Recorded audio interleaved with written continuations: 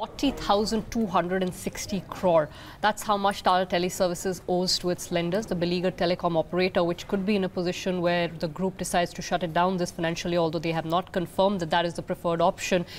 The company has not just accumulated debt, it's accumulated losses of close to 40,000 crore. Sajeet Manghat joining us here in the studio with a breakup of all the numbers. Sajeet, what's the relevant capital at risk here? They don't have any capital first of all. The capital for banks, not for them. Both the companies, Tata Teleservices and Tata Teleservices Maharashtra, both have negative net worth. So there's no the entire capital has been eroded for them. But from the balance sheet point of view, lenders have roughly around 41,000 crores of debt, which is secured and unsecured, of which secured is around 28,000 crores debt, and that is something would be a good concern for lenders, because if the company is going to shut down its wireless operations, how are they going to pay up? Tata Sons would have to service that debt, because there are it's been backed up by Tata Sons guarantee there. So that's one big issue which is going to come in.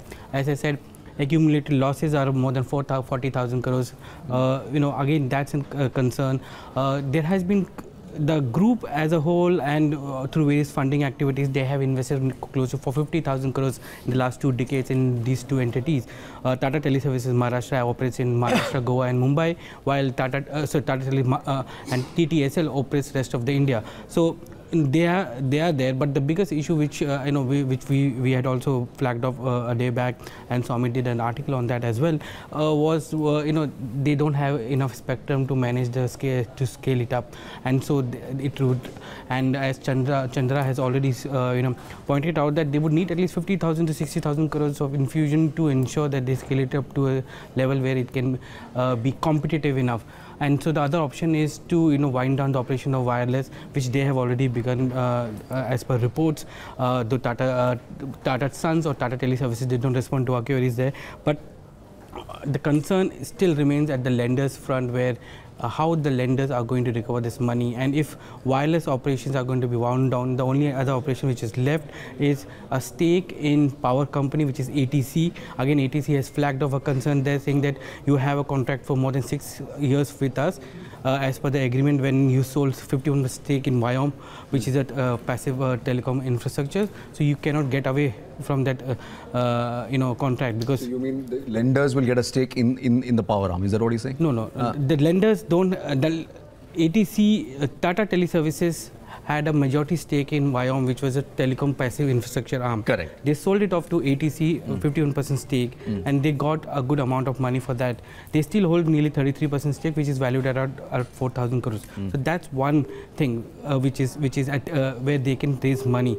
But the fact is that the major 80% or 90% of the revenues of ATC comes from TTSL.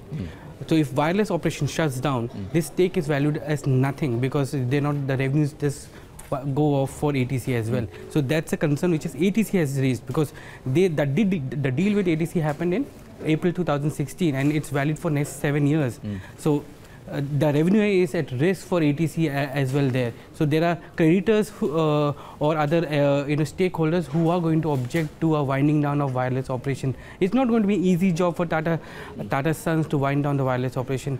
They will have bankers on one hand and unsecured lenders at one hand, which is 40,000 crores, which they have to handle, and they have other stakeholders which they have contractual obligations for many years. Given this financial picture, both in terms of the debt they have on the books and the losses there, what kind of options would Tata Sons have? I mean, I know they've not officially come out on record and saying they're going to wind down, but the options seem extremely limited, isn't it? Buyers, so I mean, there will be no buyers. The only other option is to get a haircut from lenders, and that can only happen if you go to IBC.